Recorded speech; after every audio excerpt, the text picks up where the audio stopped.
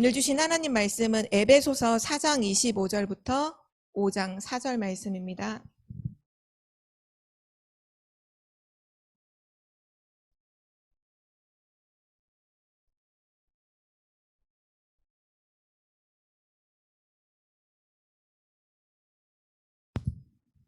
에베소서 4장 25절부터 5장 4절까지 우리 한 절씩 교독하시겠습니다.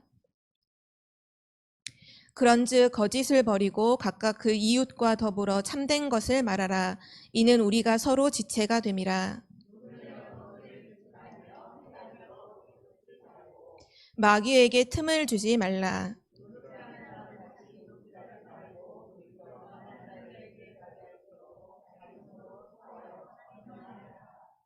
무릇 더러운 말은 너희 입 밖에도 내지 말고 오직 덕을 세우는 데 소용되는 대로 선한 말을 하여 듣는 자들에게 은혜를 끼치게 하라.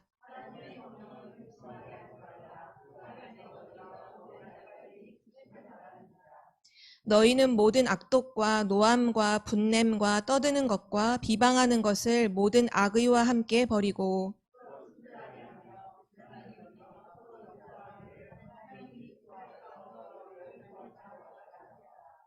그러므로 사랑을 받은 자녀같이 너희는 하나님을 본받는 자가 되고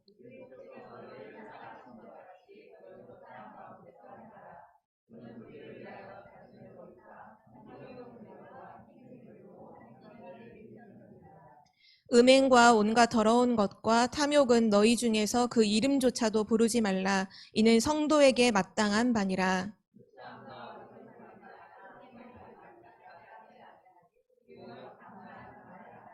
아멘. 네, 오늘 말씀의 제목은 성령 충만에 지속하는 방법, 지속하는 삶, 성령 충만의 지속적인 삶. 지난주랑 강단 말씀의 이 말씀이 동일한데요. 오늘은 좀 실제적인 부분에 대한 내용을 가지고 말씀 나누겠습니다.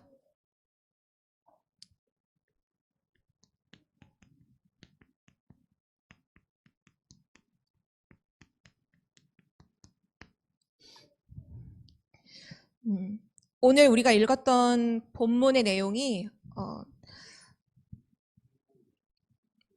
뭐뭐 하지 말고 이렇게 하라. 뭐뭐 하지 말고 이렇게 하라.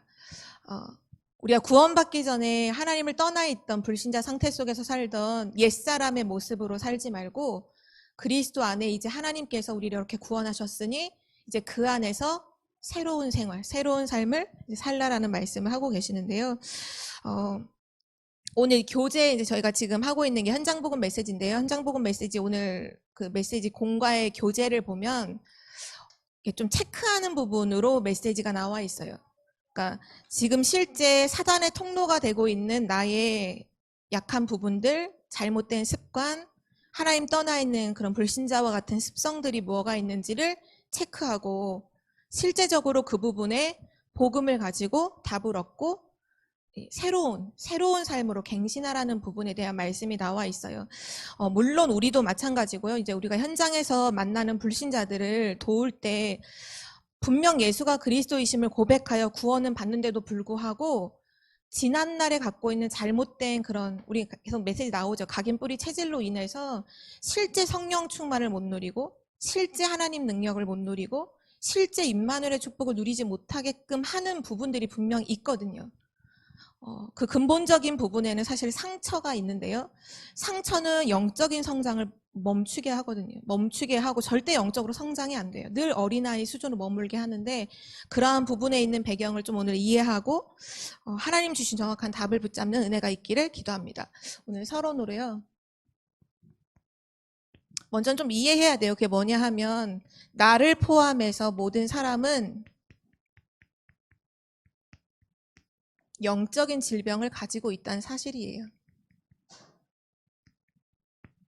모두가 다 영적인 질병을 가지고 있어요. 그래서 이 영적인 질병이 어디서부터 시작됐는지를 바르게 진단하면 치유는 바로 시작이 되겠죠. 요즘 메시지에도 계속 나오는데요. 이런 결국은 영적 질병을 가지고 있기 때문에 실제 삶도 온전한 삶을 살기보다는 병든 삶을 살 수밖에 없는데요. 요즘 나오는 메시지를 가지고 조금 얘기를 하면 우리의 모든 생각이, 우리의 모든 마음이 잘못된 것으로 계속 담겨 있잖아요. 생각과 마음 속에 사단이 준 12가지 그런 부분으로 계속 담겨 있다 보니까 그것이 결국은 뇌로 각인이 되고, 다른 데가 아니라 뇌로 각인이 되어서 우리의 영혼까지도 무너뜨리고, 이 모든 부분이 결국 어디까지 연결되냐면 영원한 것까지 연결되는데, 이게 하나님 주시지 않은 것 가지고 있으면 결국 지옥으로 연결되어서, 시대는 발전하지만 사람들의 상태는 실제 정신병, 질병으로 시달리는 사람들이 너무나 많은 이 현실이죠. 그래서 오늘 말씀은 여기에 대한 바른 진단, 하나님 말씀을 가지고 진단하고 바른 치유에 대한 그런 은혜를 우리에게 주고 계십니다.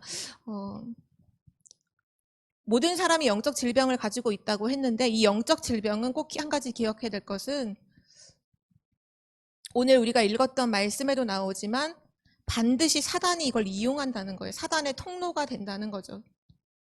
그래서 영적 질병을 반드시 복음으로 치유를 받아야 돼요. 영적 질병이라고 하면 우리가 뭐 자주 쓰는 말로 바꾸면 영적 문제, 모든 사람은 영적 문제가 다 있잖아요. 영적 문제를 혹시 어떻게 이해하고 계신가요? 영적 문제를 뭐라고 생각하세요? 영적 문제. 딱 봐도 이 사람 너무 이상하다. 영적 문제가 있구나. 혹시 이렇게 생각하세요? 실제 대부분의 사람들은 영적 문제 있지만 그 눈에 드러나지 않아요. 굉장히 성공한 엘리트의 모습을 하고 있으면서도 영적 문제 심각한 사람 있거든요. 진짜 되게 많아요. 그래서 의외로 자살하는 사람들이 죽고 나면 주변인들이 얘기하잖아요. 절대 그럴 사람이 아닌데, 너무 행복해 보였는데, 너무 괜찮은 사람이었는데 왜 저 사람이 왜 저랬지? 실제적으로 모르는 거예요. 영적인 질병, 영적 문제가 있다는 것을요. 영적 문제는 우리가 보통 막 정신 문제 하면 막 정상적인 생활이 안 되고, 뭐 대화가 안 통하고, 이상한 행동을 하고 이러면 영적 문제가 있다고 생각하지만, 영적 문제의 실제 진단은 뭐냐 하면 사단에게 잡힌 것을 말합니다. 그게 영적 문제예요. 어떤 한 부분이 사단에게 딱 잡혔다. 영적 문제인 거예요. 생각이 사로잡혔다. 끊임없이 생각해서 부정적인 생각이 안 하고 싶은데 계속 부정적인 생각을 계속 하는 거예요. 그 영적 문제예요. 왜요? 사단에게 생각이 잡혔어요. 어떤 사람은 안 그러고 싶은데 자꾸 죽고 싶은 생각이 계속 들어요. 안 하려고 하는데도 그게 자기의 힘으로는 그게 안 되는 거예요. 계속 그 생각이 들어요. 영적 문제예요. 사단에게 잡혔어요. 어떤 사람은 뭐 소리가 들리는 건 아니지만 자기 마음속에 누군가가 자꾸 불지르라고 한다고, 나중에 이제 잡혀서 이제 방화범으로 잡혀서 물어보면 누군가가 나에게 막 자꾸 불을 지르라고 해서 내가 불을 질렀다. 근데 이제 경찰들은 이해를 못 하죠. 근데 복음 가지고 있는 사람은 딱 알아요. 저 사람 영적 문제 가지고 있구나. 사단이 저렇게 속이고 있구나. 사단에게 잡힐 때 뭐가 잡히느냐 하면 실제적으로 생각이 잡히고요. 마음이 잡히고요. 감정이 잡혀요. 감정이 통제가 안 돼요. 막 요즘에도 분노 조절 장애라는 부분이 실제 이제 정신 문제 중에 하나로 대두되잖아요. 그런 부분들, 뭐 이미 하나님 떠나 있는 상태에서 영혼이 잡힌 것은 뭐 말할 것도 없고요. 사단에게 잡힌 것, 사단에게 잡힌 상태를 가리켜서 영적 문제라고 합니다. 근데 모든 사람들이 이런 부분을 다 가지고 있어요. 하나님 떠나 있던, 하나님 떠나 있는, 또 떠나 있었던 우리도 사실 영적 문제의 이 부분이 다 있어요. 아는 사람도 있고, 자기가 자기 영적 문제를 아는 사람도 있고, 실제 모르는 사람도 있고, 주변 사람은 다 알고 있는데 나는 모르는 경우도 있고, 아무도 모르는데 실제로는 갖고 있어서 결국 결정적인 순간에 나를 무너지게 하고, 또 실제 내가 성령 충만을 누리고 하나님의 그 복음을 누려야 되는데 뭔가 늘 나는 뭔가 복음이 누려지지 않는 거죠. 영적인 성장이 안 돼요. 왜 그러냐 하면 눈에는 보이지 않지만 분명히 이 부분이 있기 때문이에요. 그래서 오늘 첫 번째로는 좀 진단에 대한 부분이어서 한번 체크를 해보세요. 혹시 내가 여기에 속해 있진 않은지. 이 진단을 절대 다른 사람을 평가하기 위한 진단으로는 사용하지 마세요. 당신 보니까 당신이 오늘 메시지에 이거 있더라. 당신이 영적 문제다. 이렇게 사용하지는 마시고 오늘 나를 돌이켜보면서 아, 이런 것이 사단의 통로가 되는구나. 성령 충만을 지속하지 못하게 하는 요인이 되는구나. 이런 부분들을 체크해 보시기를 바랍니다.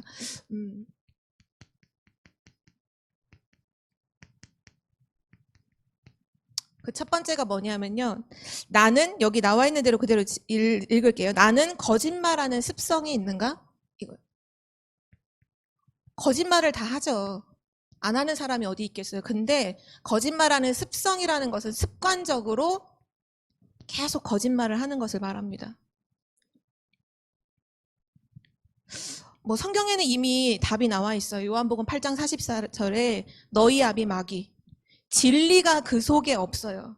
그래서 거짓을 말할 때마다 자기 것으로 말하는 존재가 사단이에요. 진리가 없어요. 진리에 서지 못해요. 설 수가 없어요. 온통 거짓이에요. 온통 이 하는 모든 것이 거짓. 그래서 거짓의 압이. 근데 내가 늘 뭔가 거짓말하는 습성이 있다. 뭔가 늘 상황을 모면하기 위해 늘상 거짓말을 하고 그 거짓말을 또 이게 감추기 위해 또 다른 거짓말을 하고 그렇게 살고 있다. 사단의 통로가 되는 거죠. 또 뭐 데살로니가 전서에 보면 스스로 속이지 말라고 하거든요. 이 말은 뭐냐 하면 계속 거짓말을 계속 반복하잖아요. 그러면 어떤 상태까지 가느냐 하면 자기가 거짓말을 하고 그게 진리라고 믿어요. 완전 정신병이죠. 자기가 거짓말을 분명히 해놓고 그게 진짜인 줄 자기가 알아요. 그 정도로 자기 스스로가 완전히 거짓에 사로잡힌 거죠. 혹시 나는 이 부분이 있지 않은가? 질문해 봐야 되고요. 두 번째는 나는 혈기를 부리고 분을 내는데 그걸 좀 지나치게 하고 있지는 않은가? 이게 사단의 통로가 된다고 성경은 말씀하고 있습니다. 지금 뭐 모든 범죄들이 일어나는 거 보면 다 이거잖아요. 분노 조절 장애. 못 견디는 거예요. 그러니까 물론 우리가 화를 낼 때 정상적으로 화내야 하는 대목에서 화를 딱 낸다는 건 그건 되게 지극히 정상이에요. 그런데 절대 그런 대목이 아니에요. 화를 낼 상황이 아닌데 화가 나는 거죠. 뭐 예를 들면 요즘에 버스 타는데 마스크가 다 의무잖아요. 버스 기사 아저씨가 마스크를 써주세요 라고 말했는데 그거를 못 견뎌서 버스 기사를 막 반 죽도록 폭행했다. 이런 것 완전 정신 문제, 이미 질병이잖아요. 영적 문제인 거죠. 이게 아주 사소한 부분에서도 실제 어린 아이들 중에도 그런 아이들 되게 많거든요. 어떤 말 한마디를 했는데도 못 견디는 거죠. 근데 이게 사단의 통로가 된다는 부분이고요. 나는 혹시 도둑질하는 부분이 있는가? 이 도둑질을 하는 습관이 있는가?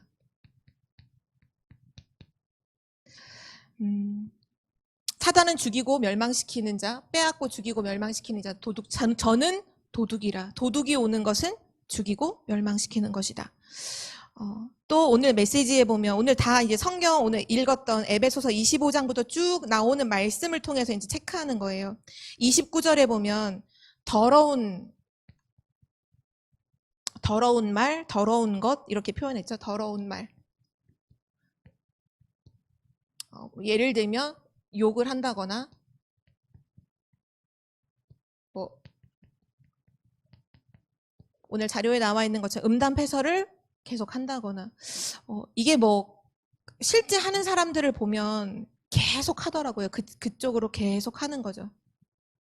대화를 하는데 욕이 빠지면 대화가 안 될 만큼. 어떤 부모님은 자녀에게 얘기하는데도 끊임없이 욕하면서 자녀에게 얘기하는 그런 부모님도 계시더라고요. 뭐 이미 나학생들이나 이런 친구들 중에 조금 이렇게 어울려서 막 노는 친구들이 보면 이렇게 대화를 들어보면 거의 막 8, 90%가 다 욕이죠. 근데 이런 부분들이 아무것도 아니고 되게 사소한 것인 것 같은데 이 사소한 것이 어느 날 완전히 사단에게 사로잡혀 버리면 심각한 문제를 초래하는 걸 우린 볼 수가 있어요. 그리고 또 뭐가 있냐 하면 나는 포악한 일을 할 때가 있는가? 그리고 나는 폭력을 사용하는가? 또 체크해 봐야 되고요. 그리고 나에게는 용서 못할 일이나 용서 못할 사람이 있는가? 용서가 안 되는 어떤 일, 용서가 안 되는 어떤 사람이 있는가? 한번 체크해 보시고요. 뭐 4번에 있는 거랑도 같은 맥락 같기도 하지만 음란한 생각에 사로잡혀 있지는 않은가? 여기서 중요한 거는 사로잡힌다는 부분에 사로잡힌다. 음란한 생각에 완전히 잡히는 거예요. 실제 우리가 이제 성범죄자들이 이제 성범죄를 저지르고 나서 경찰들이 제일 처음에 하는 행동이 뭔지 아시죠? 그 사람이 가지고 있는 휴대폰이나 그 사람이 개인 소장하고 있는 노트북이나 컴퓨터를 반드시 가지고 가서 거기 뭐가 저장되어 있는지를 꼭 확인을 하잖아요. 저는 그런 기사들을 볼 때 항상 그런 사건보다도 그 이후에 어떤 부분들이 밝혀지는 부분들, 뭐 그런 배경이나 그 사람의 어떤 상황이나 이런 사실들을 좀 챙겨보는 편인데, 예전에 한번 초등학교 여학생들 2명을 자기 자취방으로 데려가서 아무도 모르게 이제 크리스마스 이브날인가 얘네들이 무슨 선물 사러 나왔다가 죽인 그런 사건이 있었어요. 나중에 그 집 주변에 살고 있는 어떤 남자가 그렇게 한 거더라고요. 근데 그때 기사 났을 때 진짜 참 너무 안타깝다라고 느꼈던 게, 그 남자의 갖고 있는 그 컴퓨터를 가지고 와서 그 하드웨어에 들어있는 걸 딱 봤더니 그 소아 성물이지, 그런 음란물이잖아요. 어린 아이들을 대상으로 한 음란물이 꽉 차 있다라는 거예요. 거기 그 컴퓨터 안에 완전 꽉 차 있다는 거죠. 이미 평상시에 그 생각에 사로잡혀 있었던 거예요. 많은 사람들은 그런 얘기도 하잖아요. 아니, 보는 거가 뭐가 죄냐. 그래서 막 나라에서도 음란물 막 다운받거나 이러면 처벌한다고 하는 거에 대해서 많은 사람들이 반발을 해요. 보는 게 뭐가 잘못이냐. 내가 성범죄를 저지른 것도 아닌데. 뭔가 사단의 존재를 몰라서 그래요. 계속 보잖아요. 언젠가 사단에게 사로잡히면 그 사람이 바로 범죄자가 되는 거예요. 내가 범죄를 저질러야지. 그렇게 하지 않아요, 다들. 근데 계속 이런 여러 가지 부분들의 작은 습관이지만 이게 잘못된 것들을 계속 내가 가지고 반복하고 있다. 어느 날 사단에게 완전 잡혔다. 그러면 진짜 심각한 문제가 나오는 거죠. 또 뭐가 있냐면요. 늘 시기하고 질투, 경쟁하는 마음, 경쟁심, 나는 이런 것을 가지고 있지는 않은가. 누구나 다 있는 부분이기도 한데 이 부분이 계속 되잖아요. 반드시 본인 스스로도 무너지고 다른 사람까지도 굉장히 무너지는 일이 돼요. 또 도박이나 춤, 뭐 미신, 뭐 술, 지나침, 탐심, 뭐 쇼핑 중독이라든지 이런 부분들이 나에게는 있는가? 여기에 해당되는 부분은 중독에 대한 부분이죠. 다 이런 부분들이 중독되는 거잖아요. 그리고 마지막에 한 가지만 더 보면, 늘 다른 사람을 비난하고 비판하는 그런 습관이 있는가? 이런 사람들이 있잖아요. 되게 부정적인 사람이죠. 그러니까 모든 걸 다 비난하고 비판하는 거예요. 뭐 예를 들면 어떤 사람이 뭔가를 되게 잘한 어떤 일을 두면 보통 우리가 칭찬하잖아. 너무 잘했다 이렇게 말하잖아요. 근데 습관적으로 늘 비난과 비판에 익숙해져 있는 사람 뭐라고 말하냐면, 해가 서쪽에서 뜨겠네? 막 이런 거 있잖아요. 네가 웬일이냐? 막 이런 거죠. 그냥 잘했으면 잘했다 이렇게 하면 되는데 네가 웬일이냐? 그러니까 이미 이런 부분들이 자기도 안 되는 거예요. 자기도 안 되는 거죠. 아무리 제대로 보려고 해도 사실을 볼 수가 없는 거예요. 늘 뭔가가 부정적으로, 안 좋은 것으로, 뭔가 계속 다른 의도가 있는 것처럼 자기가 늘 생각하면서 이미 꼬일 대로 꼬여서 정상적으로 봐지지가 않는 거죠. 이 모든 것이 사단의 통로가 되어집니다. 성령 충만함을 지속할 수 없는 삶의 요인들이에요. 근데 여기서 우리는 복음 가진 사람들이니까 좀 한 발자국 더 나아가야 되잖아요. 실제 이런 부분들이 왜 우리에게 생기고 있을까요? 왜 있을까요? 물론 많은 요인들이 있겠지만 그 근본적인 배경에는요, 상처라는 게 있어요. 그 상처라는 것을 두고서 사람들은 이렇게 표현하는 거예요. 상처를, 어떤 사람은 상처를 가지고서 계속 거짓말하는, 뭐 리플리 증후군 같은 게 있잖아요. 모든 걸 거짓말해서 자기를 포장하는 거예요, 계속. 근데 실제 보면 뭔가 상처가 있는 거죠. 늘 가난에 대한 어떤 상처, 다른 사람보다 잘 나가지 못한다는 이런 상처 속에서 늘 자기를 허황되게 막 거짓말하는 사람도 있고, 어떤 사람은 상처 속에서 조금만 뭔가 자기가 상처되는 부분이 건드려지면 막 분을 내고 화를 내고, 또 자기 상처되는 어떤 부분을 감추기 위해서 막 이상한 말들을 계속 하기도 하고, 복음 가진 우리 구원받은 사람들이라면 실제 현장에서 많은 사람들을 만나셔야 되잖아요. 근데 만약에 우리가 상처라는 부분을 내가 가지고 있다, 사역자인 내가 상처를 가지고 있다, 정상적인 사역을 실제 할 수가 없어요. 그리고 내가 비록 상처가 없을지라도 내가 다른 사람들의 상처를 정확하게 이해를 못한다, 그래도 다 그 사람을 살려줄 수가 없어요. 아까도 나왔던 것처럼 영적 문제를 우리는 진짜로 이해해야 돼. 영적 문제가 사단에게 잡힌 게 영적 문제구나. 그럼 답은 간단하잖아요. 그 사람을 비난할 것이 아니라 이 사람이 지금 사단에게 잡혀 있구나, 사단에게 당하고 있구나, 그래서 복음이어야만 되는구나. 당연히 답이 정확하게 나가는 것처럼 이 상처라는 부분도 오늘 우리가 함께 조금 더 생각을 해봤으면 좋겠어요. 많은 사람들이 상처를 버리라고 하잖아요. 근데 상처가 그렇게 말 그대로 쉽게 버려지나요? 버려지지 않아요. 우리가 정말 이 상처가 왜 왔는지를, 이유와 그거를 근본을 이해를 못하면요, 상처 버리지 않아요. 상처를 평생 가지고 가요. 어떤 사람은 20년 묵은 상처도 있고, 어떤 사람은 30년 묵은 상처도 있고요. 어릴 때 받은 상처가 평생 가는 사람들도 너무너무 많아요. 근데 이게 우리가 복음을 듣고 말씀을 들었음에도 불구하고 실제로 복음을 실제로 내가 누리고 내 삶에 적용하고 실제 그 복음을 가지고서 나의 과거를 좀 재해석해보고 이런 부분이 안 되면요, 상처 그대로 다 가지고 있어요. 상처를 뭐라고 생각하세요? 상처? 어떤 사람이 나에게 이상한 말을 했기 때문에 상처를 받고, 어떤 안 좋은 환경, 이해할 수 없는 상황들이 왔기 때문에 상처를 받고라고 생각하잖아요. 그렇지 않아요. 상처의 시작은 뭐냐면요, 창세기 3장 문제입니다. 하나님을 떠난 것이 인간에겐 가장 큰 상처예요. 그게 근본 상처예요. 그때부터 인간은 모든 것이 상처가 되는 거예요. 하나님을 떠난 것이요, 상처예요.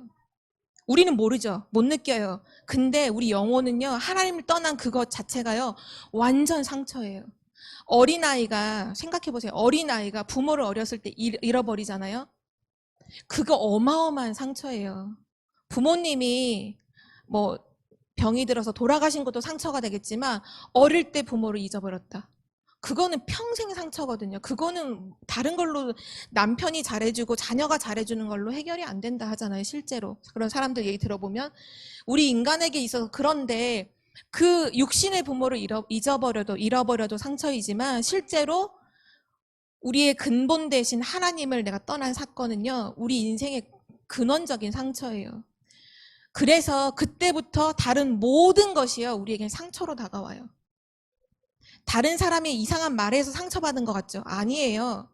하나님을 떠나 있는 이미 상처 속에 있었어요. 그 상처 속에서 그 사람이 그냥 조금 이렇게 보탰을 뿐이지 진짜 근원적인 상처는요, 이거예요. 그래서 우린 상처를 뭐라고 이해하면 좋냐 하면요, 하나님을 떠나서 사단에게 잡힌 상태 속에서 당한 모든 것이 다 상처입니다. 가난이 상처이잖아요. 실제로 가난, 어렸을 때 너무 가난했다, 상처가 되잖아요. 근데 희한하죠? 어릴 때 부유했는데도 부유한 것도 상처인 사람이 있더라고요. 실제로요. 그 일본에 되게 유명한 그 나츠메 소세키라고 하는, 약간 욕은 아닙니다. 그 사람이 되게 존경했던, 또는 사람이 다자이 오사무라고 하는 또 작가가 있어요. 그 사람이 나중에 자살을 하고 5번 자살 시도를 하고는 4번을 실패하고 5번째 성공해서 자살을 해요. 근데 그 사람이 자전적인 자기의 내용을 가지고 쓴 소설이 있어요. 인간 실격이라는 소설이 있어요. 자기가 자기 자신을 두고 인간 실격이라고 표현을 해놨어요. 근데 그 책을 쭉 읽어보면 뭐가 나오냐면 자기 집이 너무 부유했던 게 그 사람은 상처더라고요. 지금 주변 사람들이 너무 전쟁으로 너무 어렵게 사는데 자기 집안은 너무 잘 사는 거예요. 그게 자기는 너무 부끄러운 상처인 거죠. 제가 그 책을 보면서도 와, 부자인 사람들도 부자인 것이 상처이기도 하는구나 생각이 들었는데요. 실제 복음 안에서 보니까요. 부유해도 상처고 가난해도 상처고 없어도 상처고 있어도 상처고 잘해줘도 상처고요. 못해줘도 상처가 돼요. 그 말은 뭐냐 하면 사람이 하는 그 주는 그게 아니라는 거예요. 근본적으로 이미 상처 속에 있는 거예요, 인간은. 그래서 복음을 가지고, 진짜 복음을 가지고 이거를 다시 봐야 돼요. 내가 갖고 있는 상처를 다시 봐야 돼요. 아마 제가 예전에 갖고 있던 상처를 여기서 얘기하면 아마 여기 계신 분들은 무슨 저런 게 상처야라고 하실 거예요. 그게 뭐냐면 저는 목사님 딸인 게 상처였거든요. 이해 안 되시죠? 여기 계신 분들 중에 누군가 나는 PK였으면 좋겠다 하시는 분도 있으실 거예요. 저는 어렸을 때 목사님 자녀인 게 상처였어요. 그래서 제가 중학교 때도 정말 친한 친구가 아닌 이상은 제가 아빠가 목사님인 걸 제가 얘기를 안 했어요. 그리고 친한 친구가 돼서도 아빠가 목사님이라는 얘기를 할 때 저는 한 번도 눈물을 흘려보지 않은 적이 없어요. 늘 눈물을 흘리면서 얘기했어요. 사실 우리 아빠가 목사 이렇게 하고 얘기했다니까. 왜냐면 상처거든요. 저에게는 그게 너무나 상처예요. 왜냐면 제가 복음을 모르니까 복음이 너무 부끄럽고 교회라는 것이 나에겐 너무 부끄럽고 뭔가 일반적이지 않다는 생각 속에 너무 부끄럽고 아빠가 목사님이라고 하면 뭔가 나를 두고서 굉장히 도덕적인 잣대를 높이 이렇게 세워놓고 저를 보더라고요. 아니 목사님 딸이 그렇게 해도 돼? 야 목사님 딸이 너 그런 말 해도 돼? 목사님 딸이 너 옷을 그렇게 입어도 돼? 머리 뭐 그렇게 해도 돼? 모든 게 다 목사님 딸이라고 하는 기준을 가지고서 제가 목사님인 것처럼 보더라고요. 저는 목사님이 아닌데, 저는 복음도 모르고 지금 헤매고 있는데, 그게 저는 너무 상처였거든요. 근데 복음을 알고 나서 제가 영적인 눈을 뜨고서 주변을 봤거든요. 복음 없는 가정과 가문에 임하는 재앙이 엄청나다는 걸 저는 몰랐었어요. 사실 우리 복음 가진 우리 가정은 재앙과 저주가 없었거든요. 복음 알고 나서 보였어요. 와, 내가 진짜 축복 속에서 살았구나. 근데 사단은요, 복음 하나를 모르니까 정말 축복인 걸 싹 다 빼앗아가고는 그게 상처인 것처럼 저를 교묘하게 속였더라고요. 그런 부분들이 복음을 가지지 않고서는 절대로 이게 안 보이는 거예요. 우리 여기 계신 분들도 아마 분명히 여러 가지 상처가 다 있으실 거예요. 가정에서의 상처, 뭐 어려운 환경 속에서 자라온 상처, 누군가가 어렸을 때 친구들이 했던 어떤 여러 가지 말들에 대한 상처 많이 있으실 거예요. 복음으로 한번 다시 보세요. 달리게 보여요. 나도 이미 복음이 없는 상태 속에서 재앙 속에서 그런 문제가 올 수밖에 없었던 거고, 또한 그 사람도 복음 없으니 그럴 수밖에 없었구나라는 게 진짜 복음을 가지고 상처를 보면 이해가 돼요. 근데 신기한 건요, 상처가 딱 이해되잖아요. 이거 복음 없어서 그랬구나. 이거 우리 엄마가 나한테 이렇게 말한 줄 알았는데 사실 우리 엄마가 복음을 모르니까 사단에게 당했구나. 우리 엄마도 피해자구나. 나도 피해자고 우리 엄마도 피해자고 실제로 가해자는 사단이네. 이게 딱 보이면요, 정리가 딱 돼요. 그날부터 상처가 어디로 갔는지 사라져버려요. 그게 진짜 너무너무 중요해요. 복음을 가지고 이해한다는 게 너무 중요해요.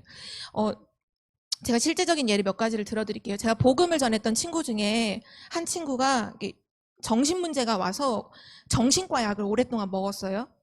복음을 증거했어요. 근데 복음을 증거하는데 이 친구가 감사하게도 복음을 진짜 하나님 예비하신 사람으로 복음을 너무 잘 들었어요. 그리고 이제 자기 이제 속 얘기와 이제 지난날의 얘기를 쭉 하는데 뭐라고 말하냐면 이 친구 아빠가 교사예요. 선생님이에요. 선생님이신데 굉장히 고지식한 선생님이신 거예요. 그러다 보니까 얘를 그 고지식한 그 틀로 누른 거예요. 막 똑바로 행동해야 되고 옷 똑바로 입어야 되고. 그 친구가 제가 대학 때 만난 친구인데 대학 다닐 동안 거의 화장을 안 하고 다녔거든요. 옷도 되게 수수하게 입고. 봤더니 아버지가 뭐든지 올가매는 거예요. 올가 다. 시간 몇 시까지 들어와야 되고 뭐 어떻게 해야 되고 뭐 해야 되고. 이 친구가 너무 강압적인 아버지에다가 완벽주의자 아버지에게 시달리다가 이제 자기가 이제 우울증이 와서 우울증 약까지 먹는다는 얘기를 하더라고요. 복음을 쭉 전하고 나서 영접을 했어요. 그리고 바로 말해줬어요. 사실은 아버지 때문에 너가 이 문제가 온 게 아니다. 하나님을 떠나서 사단에게 속아서 너가 이 문제가 왔다. 그리고 아버지도 피해자다. 아버지도 지금 복음 몰라 사단에게 당하고 있는 거다. 아버지가 진짜 행복하겠냐. 본인이 너무 괴롭다. 완벽주의하면 본인이 제일 괴롭다. 아버지를 위해서 기도해야 된다라고 했는데 정말 신기한 거는 그 친구가 바로 이해를 하더라고요. 아, 우리 아버지도 힘들었겠다고 얘기를 하는 거예요. 그 전까지는 아버지 막 원망하고 아빠 때문에 내가 이렇게 됐다고 했던 친구가 복음을 딱 듣고 나니까 이해가 딱 된 거예요. 영적인 부분이 이해가 된 거죠. 아, 아빠도 사단에게 당했구나. 그때부터 이 친구가 아빠를 놓고 기도를 하더라고요. 또 전에 한번 RUTC 방송에서 한 랩넌트가 CVDIP를 가지고서 이제 포럼했던 게 내용이 나왔어요. 뭐가 나왔냐면 이 친구가 어렸을 때부터 랩넌트로 자랐어요. 복음을 계속 듣고 자란 거죠.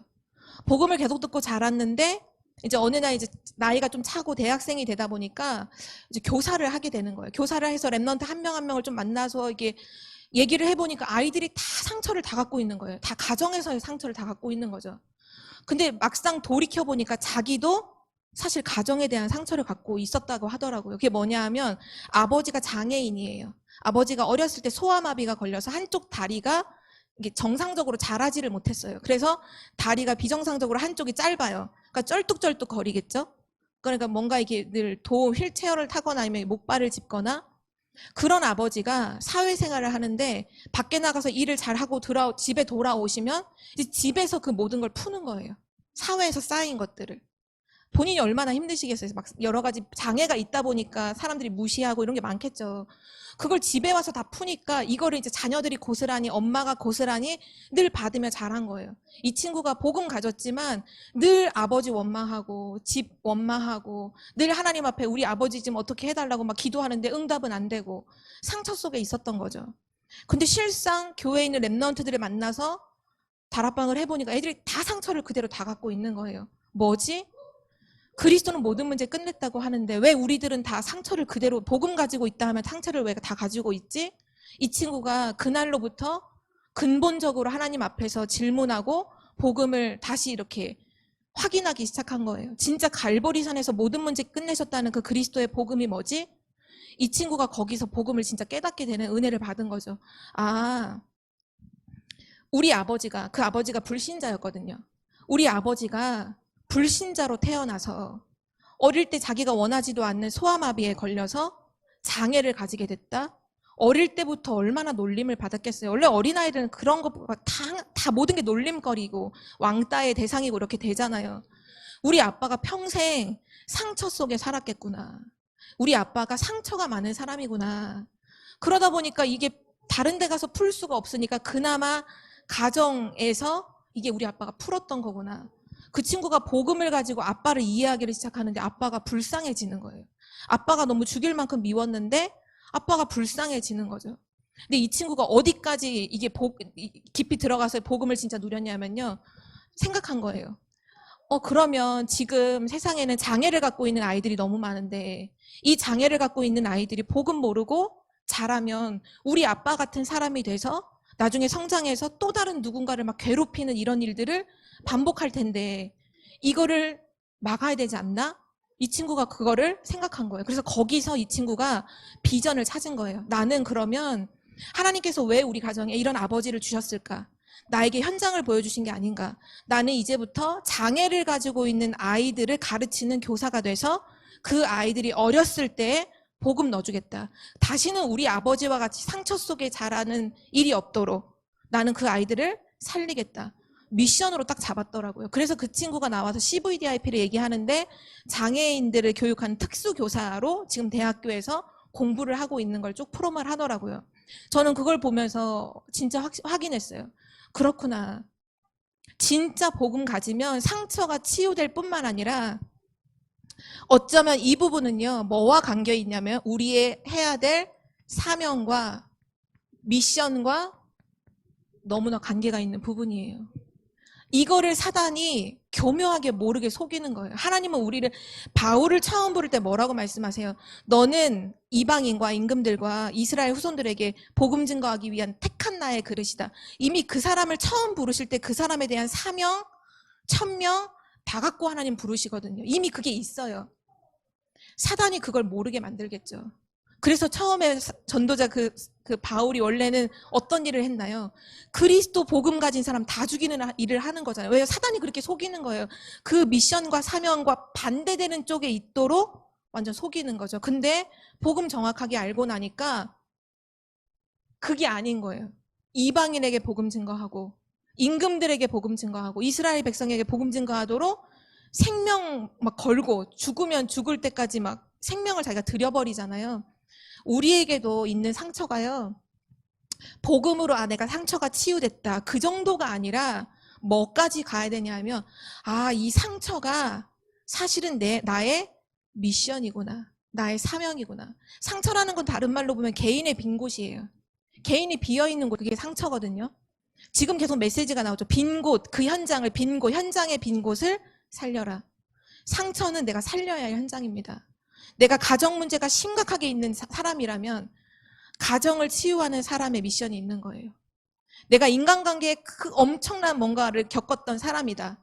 그럼 나는 그 부분에 대한 살려야 될 미션이 있는 사람입니다. 복음 한 가지가요, 그렇게 어마어마한 거예요. 진짜 우리의 모든 문제와 상처를 치유할 뿐만 아니라 미션과 사명까지도 연결이 되는 거죠.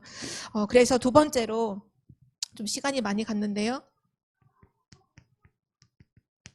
사단이 통로가 되는 이러한 부분을 치료하는 치료책은요, 다른 게 없잖아요. 근본을 치료하는 답은 복음입니다.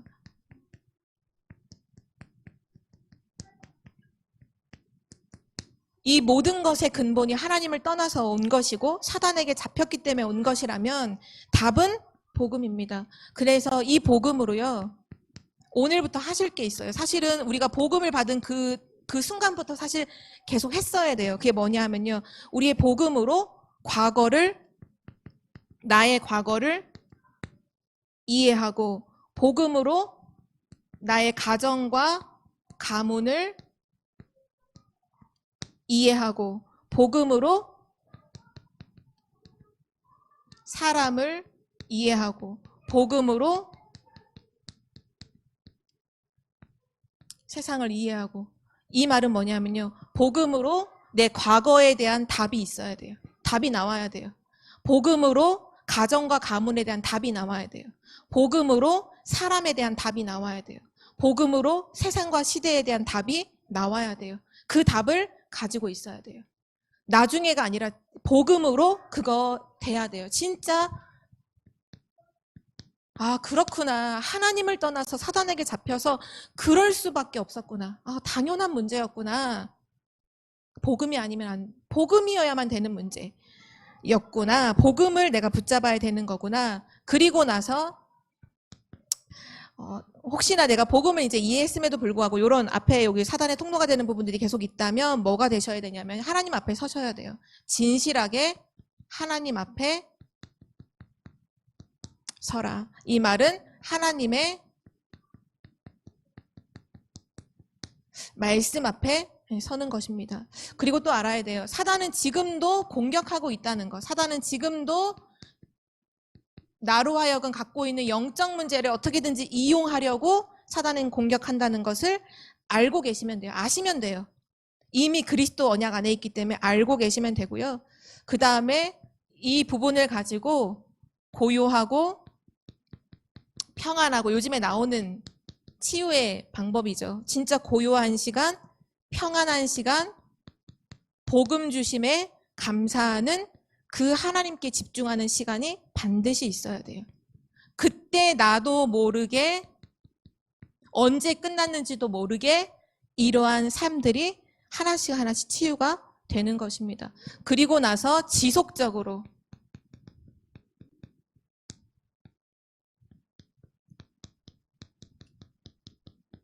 하나님의 말씀을 계속 내 마음에 담아야 합니다. 사단은 분명히 늘 공격해요. 그러나 영적인 힘을 가지고 있으면 능히 사단의 그 공격을 이길 수 있죠. 하나님의 말씀이 내 마음에 담겼다. 굉장한 힘과 능력을 가진 것입니다. 우리가 영적인 힘이 없이는 사단의 공격을 이길 수가 없어요. 그래서 진짜 복음으로 답을 내고 하나님의 말씀 앞에 서서 하나님께 집중하고 그 말씀을 끊임없이 마음에 담는 것이죠. 너무 또 감사한 것은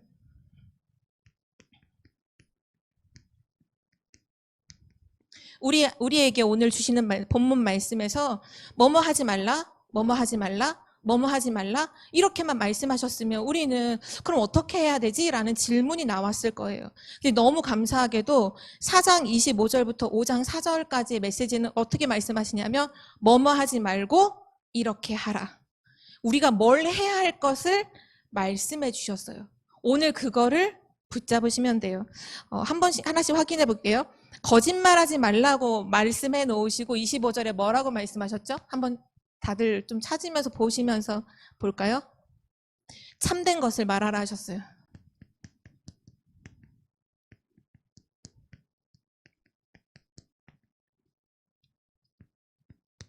두 번째, 막 혈기 부리고 분내고 하는 걸 하지 말고 마귀에게 틈을 주지 말라. 이번 주 강단 말씀에서 나왔죠. 우리가 다른 사람들을 용서하는 이유는 마귀에게 틈을 주지 않기 위함이다. 용서하는 거예요. 그리고 나서 세 번째, 도둑질하지 말라고 하고는 뭐라 말씀하셨냐면 도리어 가난한 자들을 구제하기 위하여 자기 손으로 수고하고 자기가 일해서 수고하고 그걸 가지고서 선한 일을 하라고 말씀하고 계십니다. 네 번째로 더러운 말 하지 말고 다른 사람에게 덕을 끼치고 선한 말을 하고 은혜를 끼치라. 은혜를 끼치는 말을 하라 말씀하셨고, 또 다섯 번째에는 형제들을 두고서 32절 말씀인데요. 서로 31절에 보면 모든 악독과 분냄과 막 떠드는 거, 비방하는 거, 악의와 함께 그 모든 것 다 버리고 32절에 서로 친절하게 하며 불쌍히 여기며 서로 용서하기를 하나님이 그리스도 안에서 너희를 용서하심과 같이 하라. 불쌍히 여기고 용서하는데 그 배경이 복음이라는 거예요. 그리고 나서 말씀하셨죠. 오늘 5장 1절에 하나님을 본받으라. 하나님을 본받는 자가 되라.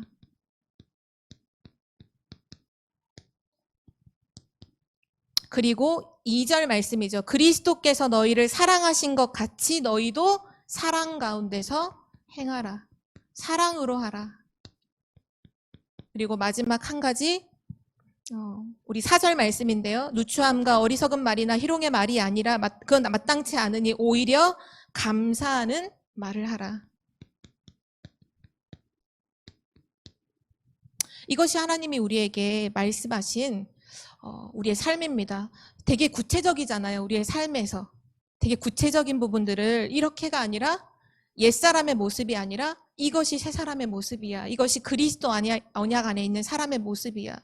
이것이 그리스도의 사랑 안에 있는 하나님의 언약 안에 있는 사람의 모습이야 라고 우리에게 말씀하고 계시는데요. 마지막 결론으로요. 공간이 적어서 적지는 않을게요. 우리에게는 많은 것들이 있잖아요.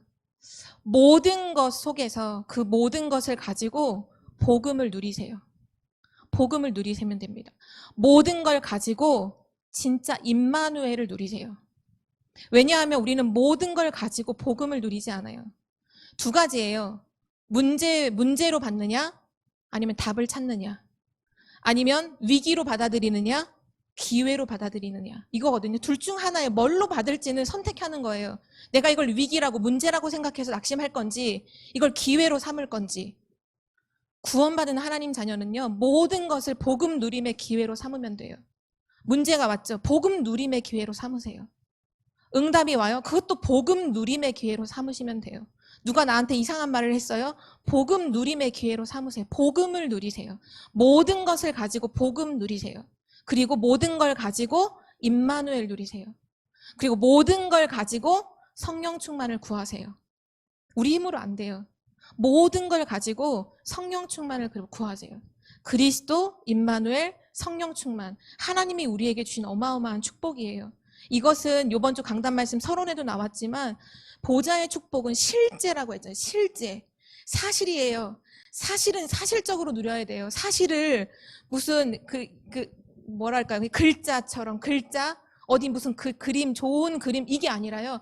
실제라뇨. 실제 나를 살리고 나를 회복하고 세상을 살리는 실제 능력인데 우리가 그걸 못 누리거든요. 모든 것 속에서 복음을 누리시고 정말 임마누엘 누리시고 그리고 성령 충만함을 누리시는 그래서 성령 충만함이 지속되어지는 그 삶을 가지고 237을 살리시는 모든 사람을 치유하시는 증인 되기를 기도합니다. 하나님 감사합니다. 우리에게 복음 주셔서 우리의 모든 과거의 상처가 복음을 도리어 체험하게 하고 복음을 이해하게 하고 왜 그럴 수밖에 없는지의 근본적인 문제를 알게 하는 길이 되어진 것 너무나 감사드립니다. 하나님 이제 더 이상 문제에 잡혀있지 않고 상처에 잡혀있지 않고 진짜 복음 누림의 사람으로 다른 사람들을 살리는 증인으로 갈 수 있도록 인도하여 주옵소서. 우리에게 주신 복음과 임마누엘의 축복을 성령 충만함의 능력을 가지고 237을 치유하는 영적 의사로 현장에 서게 하여 주옵소서. 날마다 성령의 충만함을 덧입혀 주옵소서. 감사드리며 주 예수 그리스도의 이름으로 기도드립니다. 아멘.